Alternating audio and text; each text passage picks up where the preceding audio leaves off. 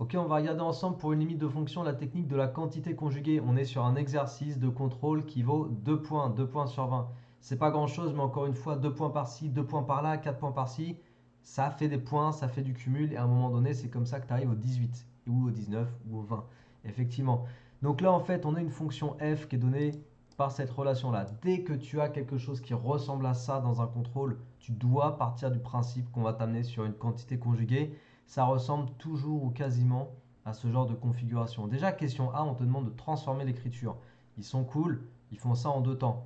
Donc l'énoncé est accessible, c'est-à-dire qu'on n'attend pas à ce que toi-même tu aies l'idée d'aller vers la quantité conjuguée. Il faut transformer l'écriture pour, in fine, question B, aller chercher la limite en 0 plus. Pourquoi? Parce que si je reste avec cette écriture-là et que je cherche la limite en 0, regarde au numérateur, je vais avoir 0, et au dénominateur, racine carrée de x carré plus 1, quand x tend vers 0, ça va faire racine carrée de 1, donc 1. Et racine carrée de x plus 1, quand x tend vers 0, ça va faire racine carrée de 1, donc 1.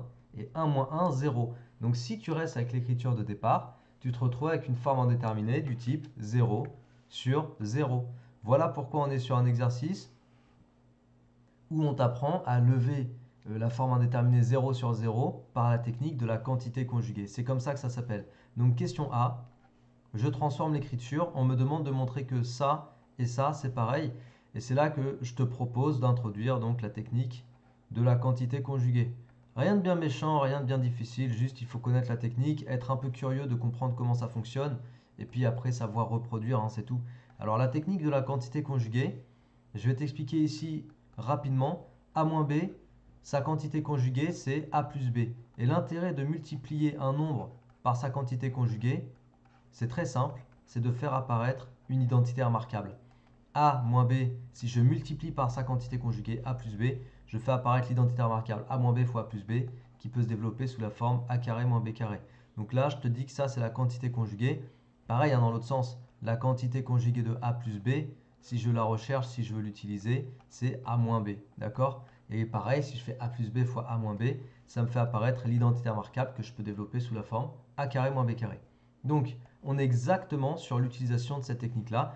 Je vais multiplier toute la fraction par la quantité conjuguée du dénominateur. Et la quantité conjuguée du dénominateur, si avec ce que je viens de t'expliquer, tu considères que tout ça c'est A et que tout ça c'est B, j'ai donc A moins B, d'accord? Je multiplie par la quantité conjuguée, donc racine carrée, donc A plus B en fait. Voilà, je pense que tu arrives bien à voir, hein, j'ai pas besoin de t'écrire que ça c'est A, ça c'est B, là j'ai A moins B, je te montre avec le pointeur, fois A plus B. Donc j'ai vraiment la configuration que je t'ai montré ici. Mais si je multiplie par ce que j'ai écrit en vert en bas, au dénominateur, il faut évidemment que je multiplie par la même chose au numérateur. C'est obligatoire. Toute opération, toute multiplication que tu fais en bas, tu le fais en haut, et toute multiplication que tu fais en haut, tu le fais en bas. À l'identique, c'est une propriété des fractions. Bon, au dénominateur, c'est intéressant. Pourquoi? Bah parce que ça va m'amener, alors je vais développer d'abord le dénominateur, ça va m'amener à l'identité remarquable. Donc je te l'écris ici d'ailleurs, on l'écrit en rose, identité remarquable. Alors si les identités remarquables, c'est encore un problème pour toi en terminale, la difficulté à laquelle tu fais face, c'est pas que le programme de terminal SPEMAT est difficile, c'est que tu as des lacunes et qu'il faut que tu rattrapes ces lacunes. Donc là, c'est autre chose, il faut que tu bosses à côté pour aller vraiment chercher fondamentalement tous les trucs qui te bloquent et qui sont liés au programme des années précédentes. Les identités remarquables, ça fait partie d'un des trucs du b.a.-ba à maîtriser, surtout le calcul littéral en maths. Voilà, si les identités remarquables sont un problème pour toi, ça peut vraiment te bloquer dans plein de situations. Donc là, je t'encourage à retravailler ça en parallèle avec un bouquin, avec un prof, avec des vidéos sur YouTube, ce que tu veux. Donc on a l'identité remarquable qu'on développe directement par a carré moins b carré. Allez, je te mets quand même que ça c'est a et ça c'est b. Donc lorsque je vais faire a carré moins b carré, je vais avoir racine de x carré plus 1 au carré moins racine de x plus 1 au carré. Ok? Ce qui me donne ça, c'est tout ce calcul. On est bien d'accord? C'est le développement de ce calcul-là que je développe grâce à l'identité remarquable. Bon, ok. Au numérateur, du coup, est-ce que j'ai besoin de toucher le numérateur? A priori, regarde, on me propose x carré plus 1 plus x plus 1. Donc je vais laisser sous cette forme-là et je me dis qu'a priori, je vais avoir moyen de simplifier l'écriture par x. Voilà. Donc normalement, on va pouvoir simplifier par x. On y va. Au dénominateur, qu'est-ce que ça donne maintenant? Racine carrée de machin au carré. En fait, là, tu es censé savoir que racine de x au carré, ça fait x. Donc, racine de tout ça au carré, ça fait x carré plus 1. Moins, entre parenthèses, x plus 1. Ça va? Et au numérateur, j'ai la même chose. Pour l'instant, j'y touche pas. Je m'amuse pas à jouer avec ça. Je me dis plutôt, ça va simplifier après. J'attends d'abord de voir ce qui se passe au dénominateur. Et je vois déjà les choses venir. Je ne sais pas si tu les vois venir, mais je commence déjà à voir ce qui va être simplifiable et comment on va faire. Il va falloir faire une petite factorisation que je commence à anticiper. Alors, le numérateur, j'y touche pas.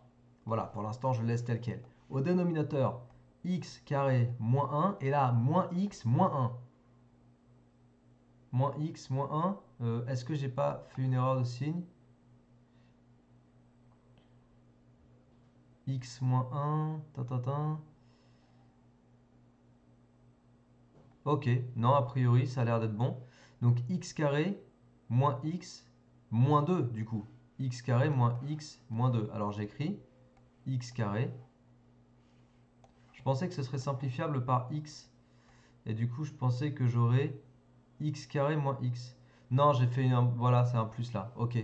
T'as vu, j'ai fait... En fait, j'étais déjà en train d'anticiper. Tiens, petite parenthèse. C'est intéressant du coup que je me sois trompé ici. T'as vu, j'avais mis moins. Du coup, je me suis dit, tiens, il y a un truc qui va pas.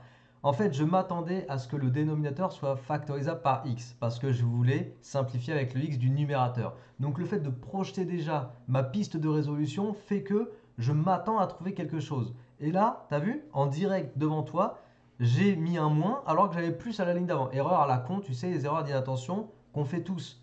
Et là, du coup, je me dis, tiens, c'est bizarre. Au dénominateur, je m'attendais à avoir une factorisation immédiate par x. Et là, je me retrouve avec un polynôme du second degré un peu plus complexe que simplement x carré moins x. Ça va pas être factorisable directement par x. Comment ça se passe? Et en fait, non. Le fait d'être alarmé par la situation, de ne pas retrouver ce à quoi je m'attendais, ce que je m'attendais de retrouver, ça m'a fait regarder à la ligne d'avant si j'avais pas une erreur d'inattention. Tu vois ce que je veux dire? C'est que quand tu anticipes ton résultat, quand tu sais ce à quoi tu t'attends, ce sur quoi tu t'attends de tomber dans la ligne suivante, si jamais c'est pas compatible, tu te dis tout de suite, ah, il y a un truc, ça va pas. Il y a un truc, ça colle pas. Je m'attendais à plus simple que ça. Et voilà l'intérêt d'anticiper ces résultats, c'est que tout de suite j'ai pu voir, non, non, il y a un moins, il y a un truc qui colle pas. Ah bah ouais, c'était plus à la ligne d'avant. Ah bah du coup, en fait, j'ai fait une erreur d'inattention. Bon, et tout ça pour dire que plus 1, moins 1, ça dégage. Et qu'au dénominateur, c'est génial. J'ai x carré moins x. Et x carré moins x, ça se factorise par x, effectivement. Et ça donne x facteur de x moins 1. Tu vois? C'est bien que je me sois trompé et que j'ai fait l'erreur de signe parce que du coup, ça m'a permis de te montrer comment, dans un contrôle, on peut éviter de faire des erreurs à la con qui font perdre des points juste en anticipant les résultats, juste en étant impliqué dans le calcul que tu es en train de dérouler sur ta copie et en sachant vers quoi tu vas, voilà, en ayant un objectif en fait. Et moi, mon objectif, c'est de faire sauter ce x là. Lui, je ne veux pas. Donc, il faut que je factorise par x au dénominateur. Donc, ça n'allait pas d'avoir moins 1 ici, tu vois. Et maintenant, effectivement, au dénominateur, je vais avoir x fois x moins 1. Donc, j'écris x fois x moins 1 et là, c'est bon. Là, je vais pouvoir faire ma simplification par x. Pourquoi? Parce que x est différent de 0. Pourquoi x est différent de 0? Car x tend vers 0. Voilà, sans être égal à 0. En fait, x égale 0 est une valeur interdite parce que ça annule le dénominateur, tout simplement. Bon, du coup, on trouve quoi? On trouve que 1, non, x sur racine carrée de x carré plus 1 moins racine carrée de x plus 1, c'est égal à racine carrée de x carré plus 1 plus racine carrée de x plus 1 sur x moins 1. Voilà, c'est QFD. C'est ce qu'il fallait démontrer pour la question A. Ok?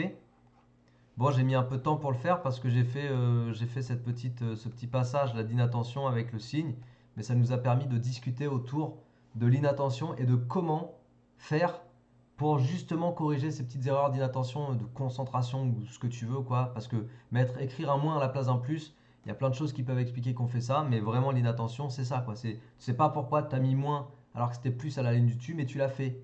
Bon, bah maintenant, la vraie question qu'on se pose, c'est comment on fait pour s'en rendre compte et pour le corriger avant de rendre ta copie, tu vois, et de prendre faux parce que tu ne retrouvais pas et en fait, bah, c'était juste une erreur de signe. Donc on a discuté autour de ça et c'est pas inintéressant qu'on ait pu faire ça. Donc maintenant, en déduire la limite de f en 0 plus, bon bah rien de plus facile, on va partir, plutôt que de faire la limite de cette forme-là qui m'amène à une forme indéterminée de type 0 sur 0, je vais utiliser cette écriture-là, et normalement là j'aurai 0 forme indéterminée, donc on y va. Limite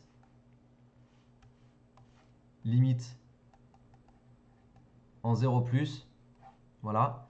Donc la limite de racine carrée de x carré plus 1 quand x tend vers 0 plus, ça fait 0 au carré, donc 0 plus 1, 1, et racine de 1, ça fait 1. Ensuite, à côté, la limite de racine carrée de x plus 1, quand x tend vers 0 plus, c'est la même chose, ça fait 1. Du coup, par somme, j'ai la limite du numérateur, racine carrée de x carré plus 1 plus racine carrée de x plus 1, quand x tend vers 0 plus, ça fait 1 plus 1, 2. Effectivement, aucune difficulté ici. Tu vois à quoi ça sert de faire 1 plus 1 en primaire? Ça sert à faire ce genre d'exercice. Et après, la limite de x moins 1, quand x tend vers 0, ben, ça fait moins 1. Voilà, parce que 0 moins 1, bon, bah, ça fait moins 1. Ok? Et donc là, tu vas pouvoir faire un petit quotient, tout tranquille. Voilà, détendu, pas de problème. Plus de forme indéterminée. La limite de f de x quand x tend vers 0 plus, eh bien, ça nous donne 2 sur moins 1, donc moins 2. Et l'exercice est résolu. Et on a nos 2 points. Hein. C'était 2 points, je crois. Voilà un petit peu comment est-ce qu'on peut lever une forme indéterminée par la technique de la quantité conjuguée avec en fait une écriture de fonction qui est ultra classique. Donc c'est possible que tu retrouves ça dans un contrôle, ou bien la même chose, ou bien quelque chose de très proche. Et de toute façon, même dans les bouquins, il y a toujours un ou deux exercices qui traînent dans le chapitre de limite de fonction où on te demande d'utiliser la technique de la quantité conjuguée. Donc une fois que tu l'as vu, une fois que tu la connais, une fois que tu la maîtrises, ça fait partie de tes outils. Et il ne faut pas hésiter à le ressortir en contrôle pour aller choper 2 points. Voilà. J'espère que ça t'a plu. Si c'est le cas, partage, diffuse autour de toi. Comme d'habitude, abonne-toi à ma chaîne. Si tu n'es toujours pas abonné, tu as vu, des fois, il y a des vidéos qui sortent assez régulièrement. Du coup, si tu es abonné, bah, tu vois le flux quoi, et tu arrives à suivre. Travaille bien et à bientôt. Ciao.